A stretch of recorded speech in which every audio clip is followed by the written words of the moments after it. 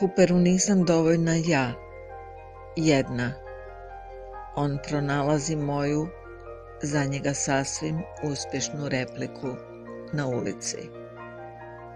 Ili još točnije, ja niti ne postojim, barem ne kao lik koji se poima kroz iznimnost, budući da gubim svoje obrise u svakidašnjosti koja me izbljeđuje do doduše vrlo uvažavane nevidljivosti.